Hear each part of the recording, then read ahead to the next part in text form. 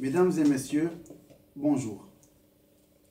On revient vers vous suite à la nouvelle proposition de loi qui a été adoptée le 21 février dernier au Sénat.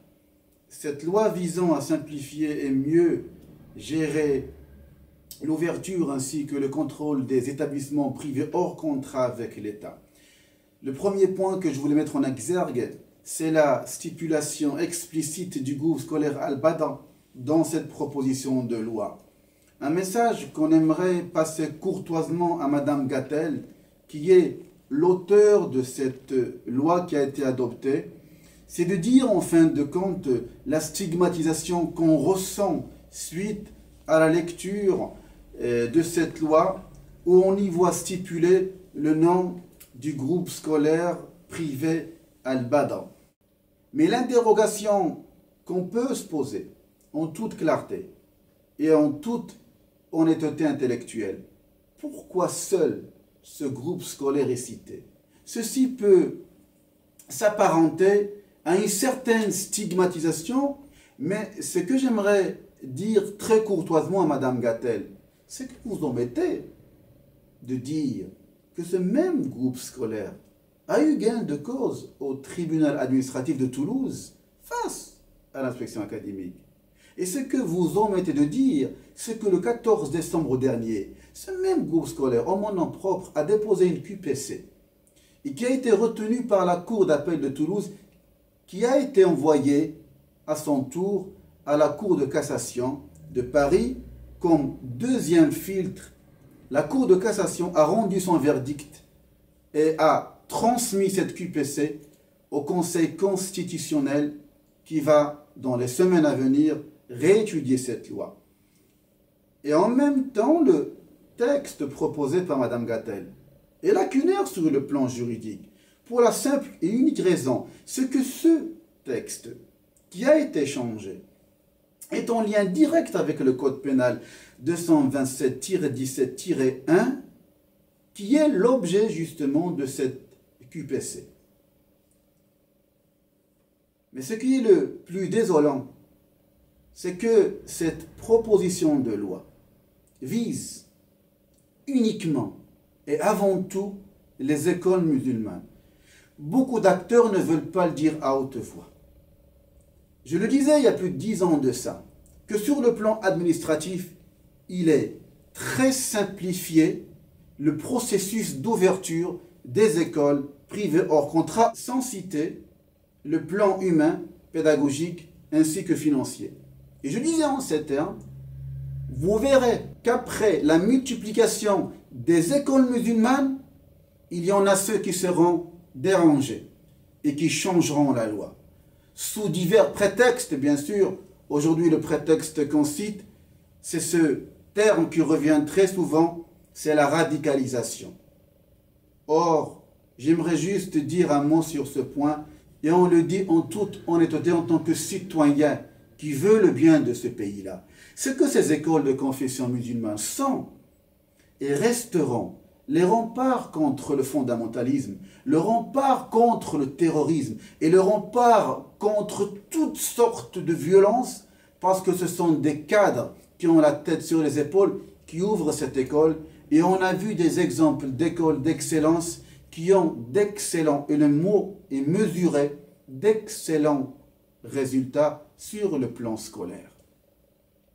Mais salutations à ces sénateurs aussi, qui par voie d'amendement ont supprimé quelques points et qui ont été enlevés de la proposition de loi. Je cite le terme de moralité qui lui allait être à lui seul une notion dormante, mais qui n'a aucune définition juridique et qui allait ouvrir la porte à l'arbitraire à tous ces acteurs-là qui devaient être concernés par l'ouverture de ces établissements privés hors contrat, voire encore a posteriori le contrôle de ces écoles. Ceci est le premier point qui a été supprimé par voie d'amendement. Le deuxième point était celui, comme l'avaient proposé quelques sénateurs, un contrôle sur le plan pédagogique. Et pour être beaucoup plus clair, c'est le fait de contrôler la façon avec laquelle on doit, ou que le professeur ou l'enseignant doit enseigner. Mais ceci est totalement anticonstitutionnel, puisque dans le milieu des écoles hors contrat avec l'État, la liberté donnée à ces écoles est une liberté qui est garantie par la Constitution aux citoyens français, ce qui allait enlever ou vider les textes de sa substance même de cette liberté. Mais fort heureusement que quelques sénateurs ont eu cette intelligence et cette honnêteté et qui l'ont bien sûr, et qui n'a pas été retenue, je dirais, plus tôt. Et la troisième question qu'on puisse se poser, mais qu'est-ce qu'un préfet viendrait faire dans un processus de contrôle pédagogique? Or, celui-ci n'est pas compétent. Et le deuxième point sur lequel je voulais m'arrêter, c'est la dénonciation des contrôles effectués par diverses instances académiques dans plusieurs écoles privées hors contrat. La façon avec laquelle ces contrôles sont faits, qui aujourd'hui sont devenus en grande majorité inopinés. Inopinés qui était l'exception d'après les textes en vigueur, commence à prendre le chemin de la normalité. Et on dit et on crie haut et fort que quand des inspecteurs viennent dans des écoles pour le contrôle, or ce contrôle est une obligation, on doit s'y soumettre sans aucun problème. On n'est pas contre. Le point qui est aujourd'hui contesté est la méthodologie de ces contrôles qui sont, je le dis, je le rappelle, totalement illégales. Quand des inspecteurs fouillent dans les cartables des élèves, on leur rappelle que ceci est totalement interdit, mais qu'ils vous disent non, on a le droit. Non, on le rappelle. La législation l'interdit. La circulaire du 1 août 2011, qui, elle, ne concerne que les collèges et lycées, ne mentionne aucunement la fouille des affaires personnelles de ces élèves-là. Seul un OPJ, un officier de police judiciaire, est habilité à fouiller dans les affaires de ces élèves avec la présence de ces derniers, en cas où ça devait arriver. Il est également rappelé que les élèves ne peuvent être contraints à subir une fouille de leurs effets personnels, seul un officier de police judiciaire étant habilité à mettre en œuvre cette procédure. Mais même la police, mais même un policier, n'a guère le droit de fouiller dans les affaires personnelles que dans les 3 cas connus, pénalement parlant, et qui sont stipulés très clairement par le Code de procédure pénale. Le flagrant délit, la commission rogatoire, ainsi qu'une enquête préliminaire. Ce sont les 3 seuls points qui donnent le droit de fouiller dans les affaires privées d'un citoyen. Et ici, on parle de citoyen. Ici, on parle de liberté. Ici, on parle de droit. C'est ce qu'on essaye de faire. Le deuxième point, c'est que ces inspecteurs aussi en même temps photographient des cahiers d'élèves et des fois même en attendant que l'enseignant ou l'enseignante tourne le doigt à ces inspecteurs. Mais on est dans quel milieu aujourd'hui? Mais aujourd'hui, on arrive à quel point? Et on rappelle que d'après l'article 122-4 du Code de la propriété intellectuelle, ceci est totalement interdit. Mais comment on peut nous dire qu'on a le droit de le faire? Le face-à-face pédagogique, et qui est le 3e point, que ces inspecteurs veulent imposer aux enseignants du privé hors contrat. On leur dit, vous n'avez pas le droit, parce que le face-à-face pédagogique veut dire, je vais vérifier, contrôler si ta façon d'enseigner me plaît ou pas. On dit non, non. Cet enseignant n'est pas un contractuel de l'État. Cet enseignant aujourd'hui est un contractuel de l'enseignement privé. Le jour où ces écoles deviendront sous contrat, ceci deviendra permis. Il ne faut pas oublier que le contenu du contrôle ne concerne que l'instruction obligatoire et le socle commun. Parce que la Constitution garantit cette liberté, le Code de l'éducation aussi garantit cette liberté de l'enseignement. Le contenu, oui, pas la forme. Le fond, oui, pas la forme. Le contrôle pédagogique, quant à lui, vise à s'assurer que l'enseignement dispensé est conforme au droit à l'instruction garantie à l'enfant et répond aux normes minimales des connaissances requises à l'issue de la période d'instruction obligatoire. Le contrôle est plus étendu pour les établissements sous contrat, il porte sur l'ensemble des points qui ont conditionné la passation du contrat. Les enseignants font l'objet d'une notation pédagogique. Et cette liberté, on va continuer à la défendre, bec et ongle. Pourquoi? Pour la simple et unique raison, c'est qu'on ne veut ni favoritisme, ni changement de la loi. On veut la stricte application des textes en vigueur, pas plus que ça. On ne va pas être plus royaliste que le roi, juste le respect des textes qui ont été mis en place par un législateur, et en tant qu'administration, en tant que citoyen, on s'y soumet. Personne n'est au-dessus de la loi. Mais laissez-nous aujourd'hui juste s'exprimer sur ces questions, s'exprimer sur des questions qui concernent l'éducation, l'instruction de nos enfants. Parce que cette quatrième génération s'inquiète de l'avenir de leurs enfants, s'inquiète de l'avenir scolaire ainsi que professionnel de leurs enfants. Ils s'inquiètent pour l'éducation de leurs enfants. Ils en sont très inquiets. Ils veulent qu'ils réussissent. Mais laissez-les faire. Parce que je trouve que c'est dommage aujourd'hui que le gouvernement veut avoir la main mise sur les écoles privées hors contrat. Or non, le secteur privé n'est que la continuité logique du service public. Pourquoi ne pas travailler la main dans la main? Pourquoi ces attaques cruelles, et je mesure le mot cruel, contre les écoles privées hors contrat et a fortiori les écoles confessionnelles musulmanes? Pour quelle raison? Madame Belkacem, l'ancien ministre de l'Éducation, avait mis en milieu, en exergue la peur entre les citoyens.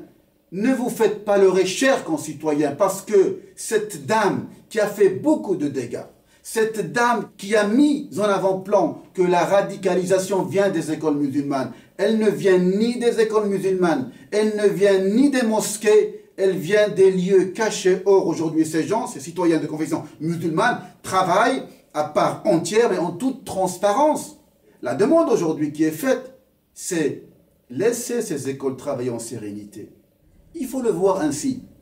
Ces écoles privées hors contrat et des confessions musulmanes sont une aide pour notre société, sont une aide précieuse, comme je le disais, et qui resteront, et j'insiste, un rempart contre ces violences qu'on vit et qui nous font très mal en tant que citoyens français de confession musulmane.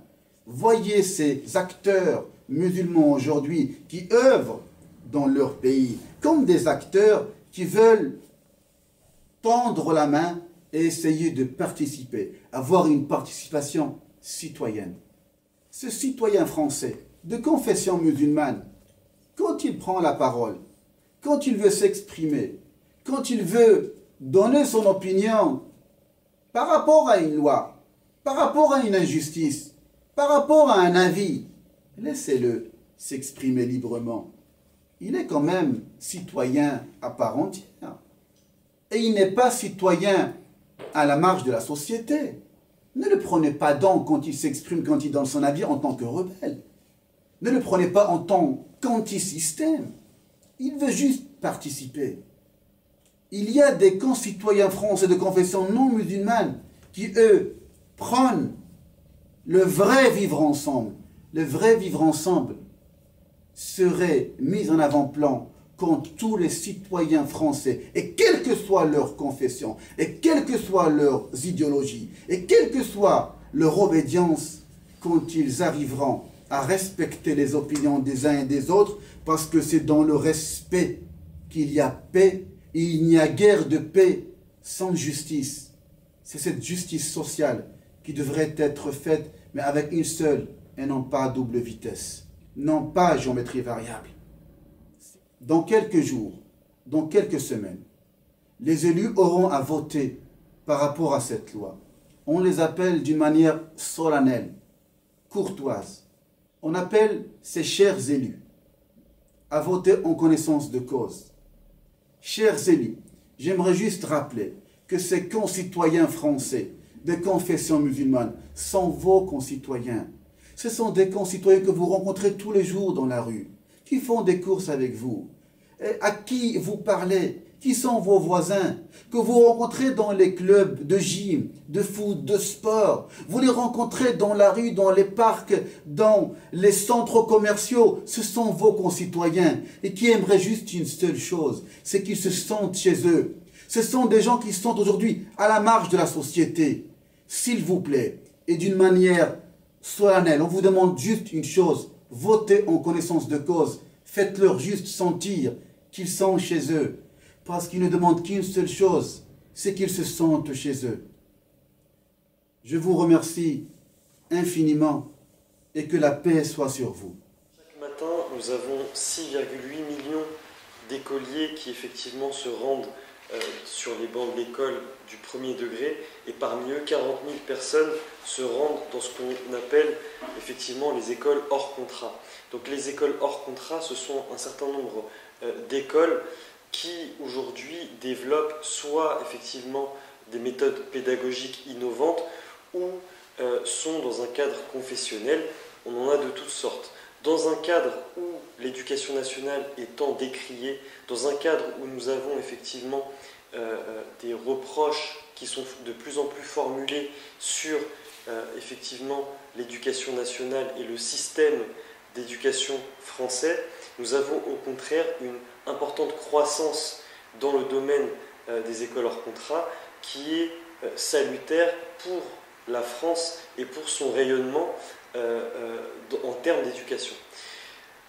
À côté effectivement de cette effervescence, nous avons un projet de loi qui a été étudié le 21 février par le Sénat et qui effectivement a fait l'objet d'un vote. Sur ce projet, nous avions trois réflexions, trois points qui, juridiquement parlant, nous posaient difficulté. Premièrement, ce texte faisait référence, dans le cadre du contrôle d'ouverture de ces établissements, à une notion de moralité. C'est-à-dire que les enseignants ou le chef d'établissement pouvaient effectivement causer la fermeture de l'établissement si leur moralité était remise en cause. Nous nous sommes insurgés et avons écrit et au ministre de l'Éducation et effectivement au Sénat pour faire part au nom effectivement du groupe scolaire Al-Badr dont je suis le conseil qu'effectivement cette référence à une notion de moralité posait une importante difficulté en ce que celle-ci n'était pas encadrée juridiquement, ne faisait pas l'objet et ne fait pas l'objet de la moindre définition juridique, de sorte que finalement nous livrerions à l'arbitraire effectivement l'appréciation de la moralité effectivement des enseignants ou des chefs d'établissement. L'importante difficulté, c'est que par définition, la moralité, c'est une notion à géométrie variable. Et dans ces circonstances-là, nous estimions que c'était un élément qui posait une problématique et était source d'insécurité juridique.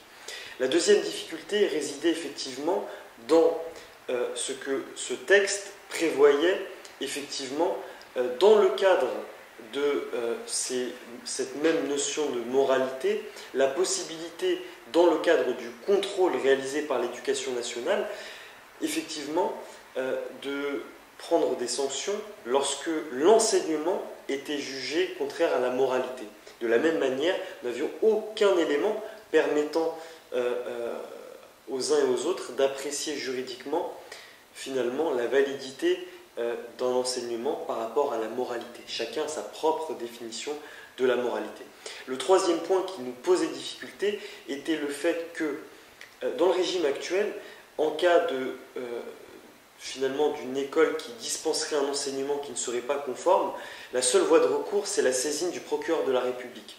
Ce projet, cette proposition de loi, proposait effectivement une difficulté qui était celle de saisir et le procureur et le représentant de l'État localement, à savoir le préfet, concomitamment.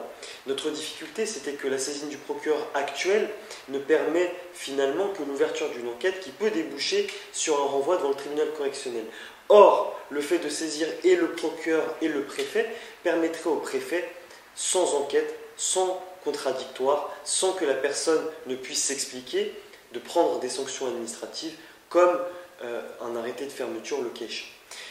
nous avons eu le plaisir et le délice de découvrir qu'effectivement ces 3 points ont fait l'objet d'amendements et n'apparaissent plus effectivement dans la proposition telle qu'elle a été votée et telle qu'elle sera présentée à l'Assemblée nationale pour faire l'objet effectivement d'un vote à son tour après être passé par le Sénat. Néanmoins, il subsiste pour nous une difficulté. Cette difficulté, j'allais dire une difficulté, voire 2.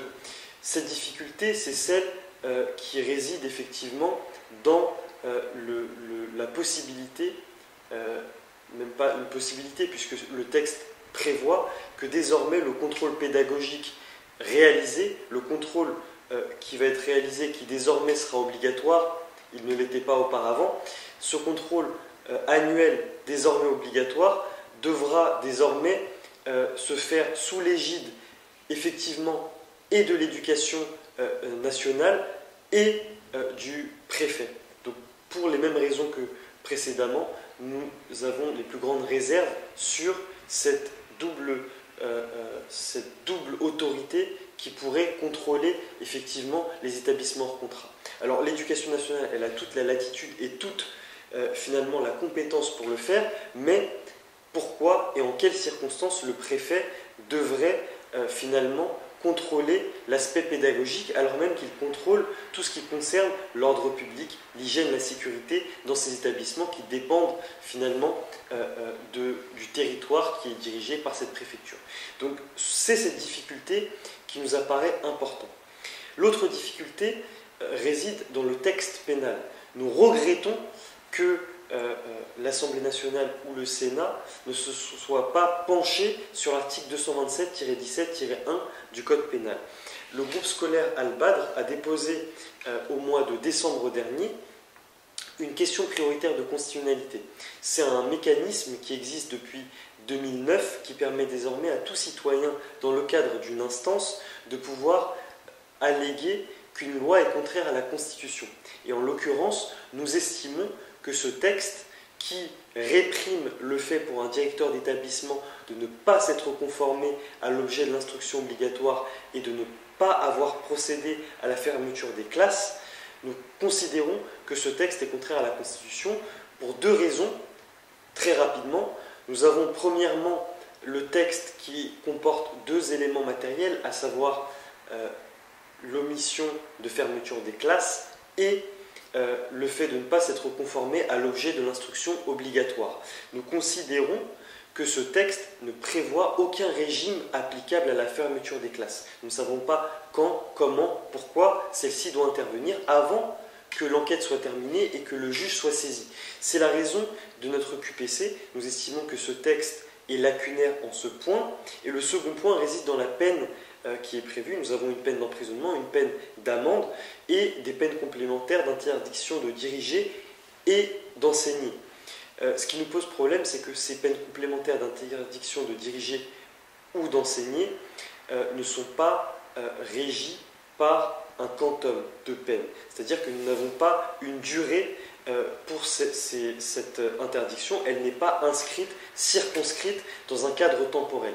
Donc, l'objet effectivement de cet appel, c'est effectivement d'attirer l'attention des députés et des parlementaires en général et du ministre de l'Éducation et de toute personne intéressée effectivement par le développement des écoles hors contrat sur ces 2 points.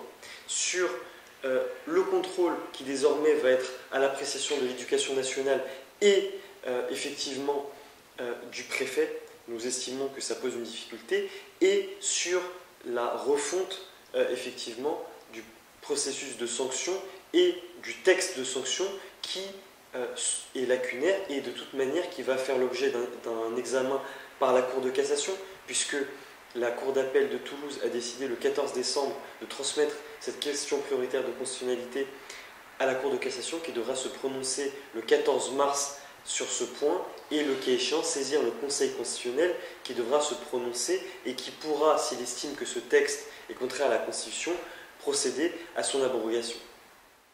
Pour conclure le propos, nous indiquerons qu'effectivement, ce qui pose problème dans ce texte, c'est finalement que les écoles musulmanes sont visées sans être visées, voire effectivement nominativement visés, puisque le groupe scolaire Al-Badr est visé dans ce texte.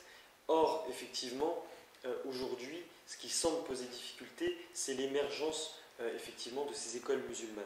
Nous regrettons que le parcours judiciaire de cette école n'ait pas pu être appréhendé effectivement par les parlementaires qui auraient pu y déceler quelques pistes au travers du jugement qui a été effectivement rendu par le tribunal administratif concernant une opposition qui a été formée lors de l'ouverture effectivement de certaines classes par ce groupe scolaire, et d'autre part par cette QPC concernant le texte de répression.